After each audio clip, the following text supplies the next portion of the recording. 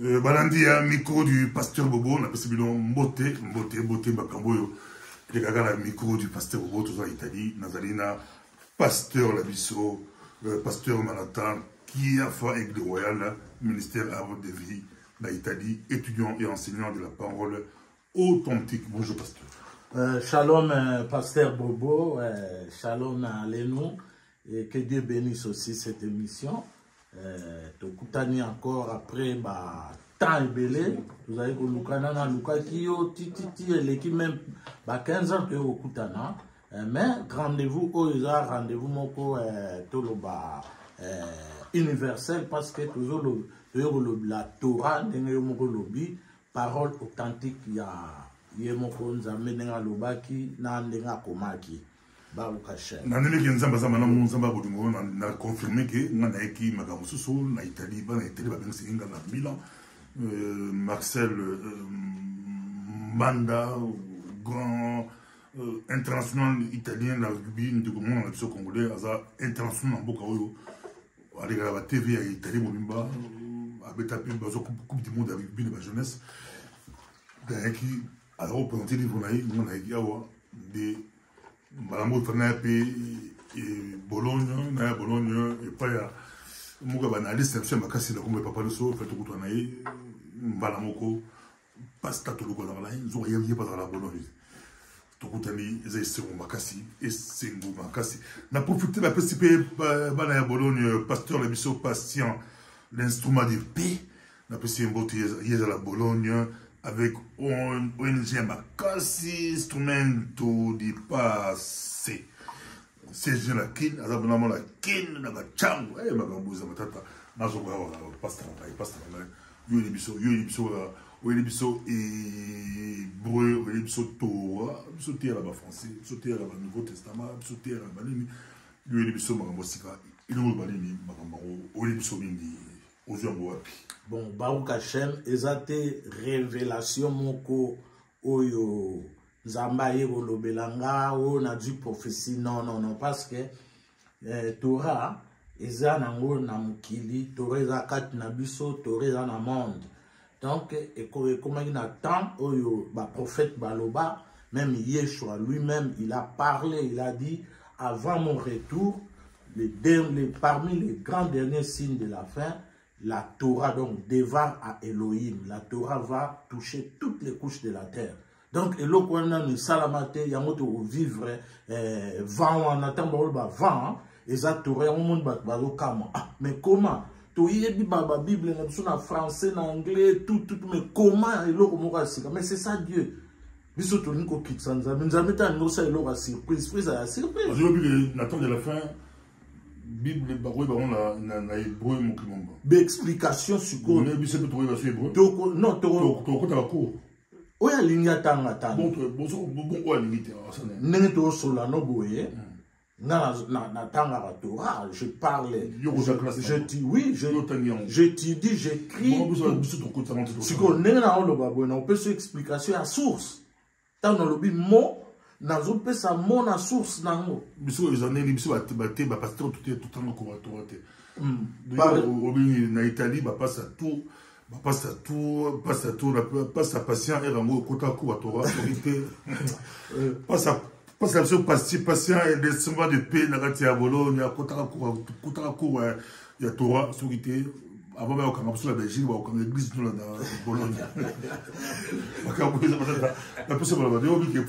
Oui, c'est très important, surtout pour nous les serviteurs de Dieu, Toyeba, source Nabiso.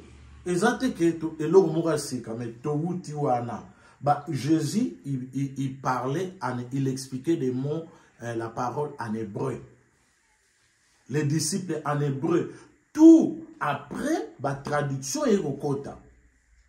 Donc, la traduction est bon, ça bon, bon, tout le bango que l'original, c'est original. Ce qu'ils ont traduit et perdre un peu le sens. Comme on dit en italien, traduttore, traditore. Celui qui traduit un texte par Pasteur Bobo, vouloir ou pas à trahir le texte. Voilà, pour ça, question ils ont pas parlé de ce que c'est pas parlé de ces ils ont biso la pastor ndile za bitumbo to ka lanté biso batamundo biso to terre la biso na français na anglais na ni biso na ba passe patient biso terre ndé mususu ba Roger Bulé li docteur Roger Bulé la biso moté biso terre ndé mususu mais la pastor ndile nos amis ndile bon ba terre ndé mususu mais bango penza akendini bokene restaurant a ozo vin na ya mbele en kitoko akepi église a célébrer miracle nzamba sali a pamboli église de béni biso ba terre biso Zoga, bien la Torah, il y a par exemple autant la Torah, l'écriture. L'écriture et le bénin, domaine à 20.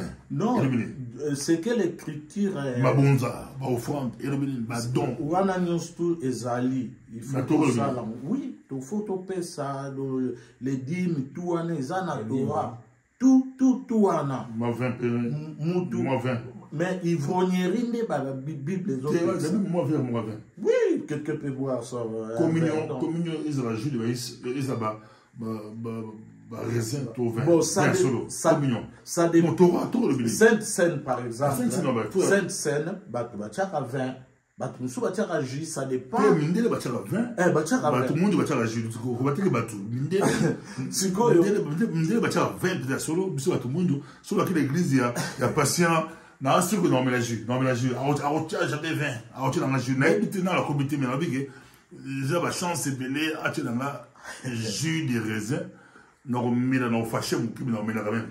Ngana ke na église tout le monde au jour na ndele na monde Sainte Seine, oui, nous 20 zalaki. Ah bon. Na du Sainte Seine, mais nga je prends ni 20 na mela na zaiko mela.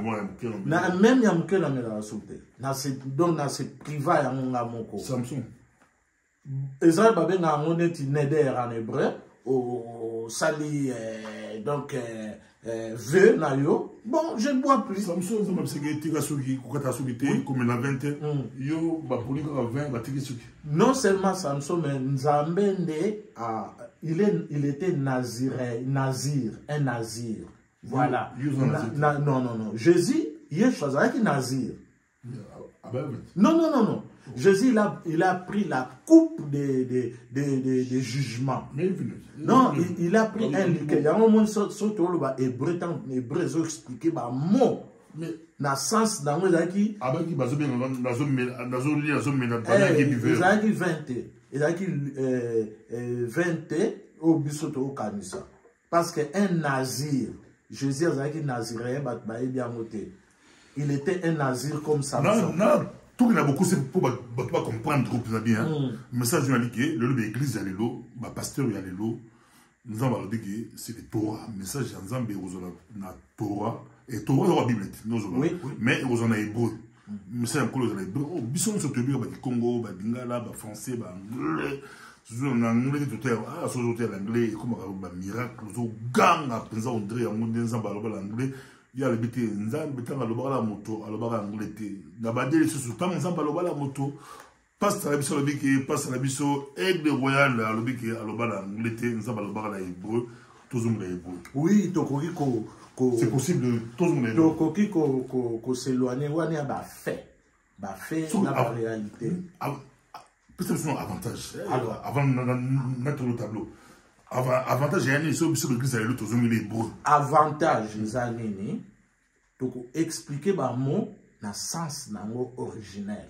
Et pas comprendre. Oui, mais pasteur pasteur yebi a viva Torah balandara Torah ba ndele autant na zote à Torah ba zolanda ozo expliquer mot na sens na originel. Bandimi non ba la chance ba bon tema pour bazo comme non ba bon wana ba bazo comme bien tout dérouté bon. Bon, je veux pas toucher que bandimi bazo non ba Bible na biso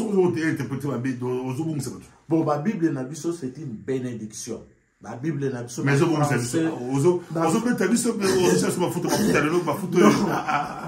en français, anglais, tout la Bible n'a pas tout ça dans l'église. C'est une bénédiction.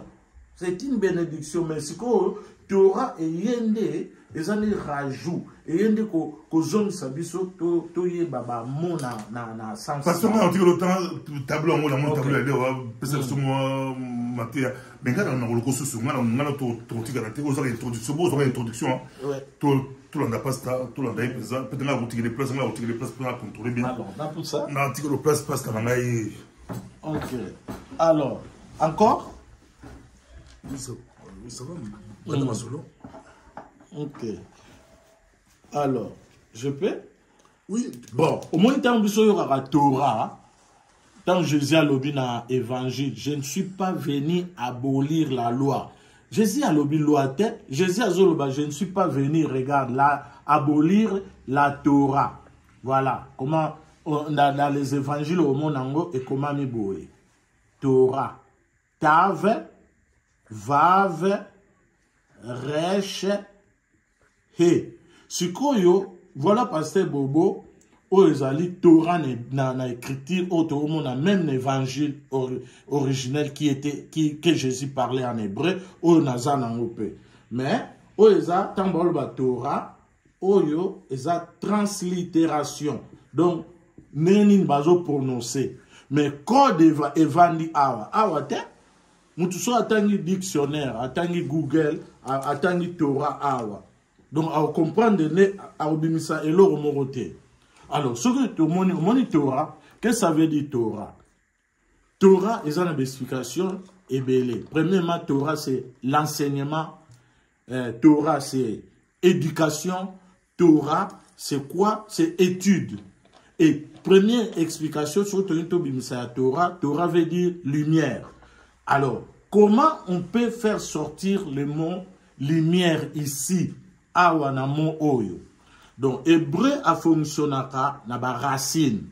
Donc, racine trilitère. Donc, on va chercher d'abord les racines des trois consonnes. Voilà. On a première racine yango.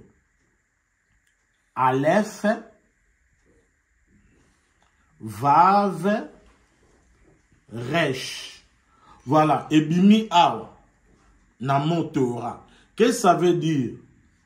Aleph, Vav, Resh. On prononce or. Prononciation na mo ezali boye or. Sikoyo, or na hébreu, il a or. Na français, l'incolobanini, lumière. Voilà. Monitora n'est fonctionnel. Lumière. Voilà, lumière. Donc, Torah est la parole de Dieu. La parole de Dieu est la lumière. L'évangile, Jésus a confirmé, Yeshua est venu confirmer. Ani or à Goïm, or à Olam. Je suis la lumière du monde. Et où on voit ce mot or, na hébreu, na Genèse, chapitre 1er, verset 3.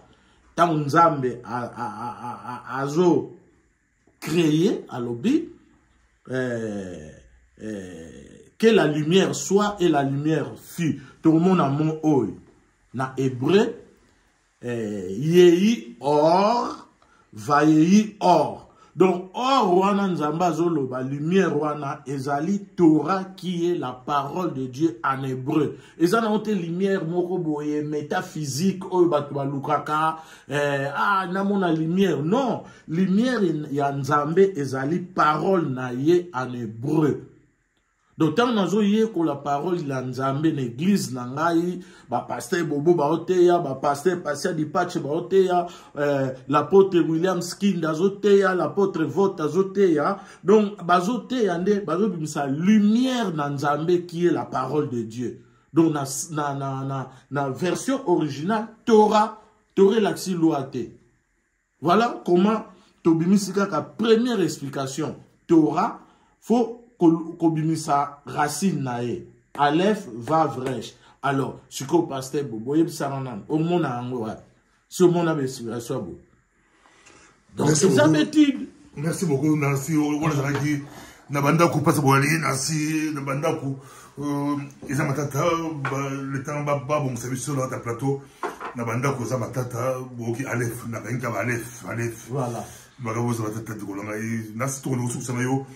Nazana yo mais si on t'angi a adhérer dans le mouvement na yo face à osani pour pas adhérer par yo.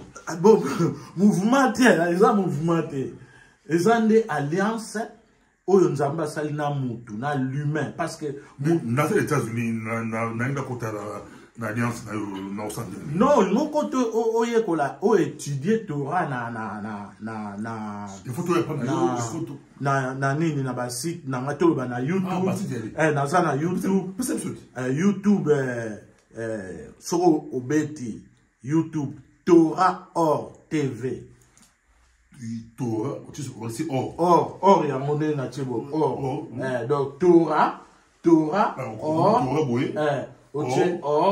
TV Pasteur Manhattan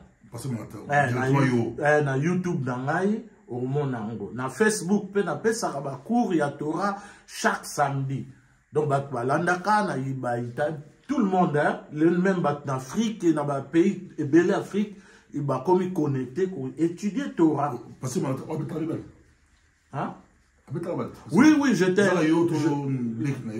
Non, j'étais un grand joueur dans l'année 70, 79, 80, jusqu'à 80. Dans Rwenzori et puis dans Bilombe. Bilombe, où il se va vite, il se va. Donc, il n'a pas de soit il n'a pas salué pour des passages. Alors, dans Bilombe, dans 81 ou 82. Oui, tu bête na bango après bango accueilli na bakabongo na bazakle Shalom les grands buteurs Lupeta Zakle en direct de Portugal. Dans les vrais Zakle donc Lupeta. Et les grands gardiens Simeon Ebengo Juma. Shalom. Oui. Biso le wana media zaina ma kasi mate. Ne wana zaina ba ne do. Omona ba jeu pa ba motu les Santos, ba beta remonter, ba Bilombe, ba kabongo, to beta ba vie ki du mutan ba zo luka ba sila ba vie ki du mu tout. Donc ba année moko année d'or. Donc et ça matata makambo yo partout vous allez poser la moto la bile boboli pasta la biso ya lobi ba pasteur nyonso to yo ga solité ko ga no solité yaka ko yekola Torah nzamba ibisi to ya nepa na ye kota la Torah Or TV kota ero mwa ngoyo parce que ko pe di ba ka rapport ba ka pas noé to non ka yo bien absolument non to se faire to so ba ka report soko okeko luka lelo oyo ka ba pasteur nyonso ebele ba comme que ça ba recherche ya langue hébraïque oyo ka ba ça sous-souté na grec yo pour la non moi je liboso mais tant maillé côté la costume na ba nous étudier oui comme je suis là parce que dans un juif dans un chrétien pasteur évangélique chrétien parce que Jésus a parlé en hébreu. So qui mutu pasi ko banga te ya lobi que Jésus a terre en hébreu. Donc ça peut tout dire Mohamed il ba musulman a terre en arabe, il y a ba arabe tout musulman tout partout ba dit ba prière na arabe. Il parle Bible sur chrétien tout prier na hébreu mais non azo bo mande secret habiter dans ba ibisete mais azo exception on dirait dans ba ibisete mais azo bo ko ba dans ba ibisete donc tout est à la sur la hébreu sauter de baningala non ozo même c'est manger to na ko interpréter à vivant et à présent sauter la lingala ba français ba anglais ozo bien c'est manger pour traduire yango traduction tout est simbarate traduction de Yamonde, ce qu'on traduire ou trahir. Donc, on va passer au bêta à l'ibanda. Bon, au bêta à l'ibanda, puis on va passer au bas, les gars, il y a bêta à l'ibanda, et en gros, au bêta au Colombie, au bêta au plus. Au bêta à poto. La poto, vous savez, ça répond dans le français bien, dans le italien bien, dans le texte, tu as habité, tu bêta à l'ibanda, puis ça, tu me quittes ça, tu as aux accords. Bon, Moko l'ibanda, c'est belé. Belé. Mais si on est pour la Torah, na mutu amikitisi na ye. Non, c'est lui qui mutu amikitisi. Aoye ko la Torah 115 ans na honte. Aye ko corriger. Ba paso abini le babini ne ba kepo dola. Beni ya biso ba Congo ba Marcelo Tunasi, ba paso ba ICC, ba te ba français, ba anglais. Beni il allait en France 5 minutes dans la vidéo il pleurait. Oui bien le lanine tant découvrir Torah. Beni il a sali témoignage à l'obi na sali ba miracle na tei ba maté a nyonso ya likolo ba biki mais na yeko découvrir Torah na moni on dirait donc tout wana na salaki eza bien mais faut na zonga na source. Alléluia. Merci beaucoup. Ezalaki micro du pasteur Bobo Tosukisiawa. Merci pasteur Salamso. La technique Baroka Temso. Merci d'être mon ami prochainement. Merci beaucoup.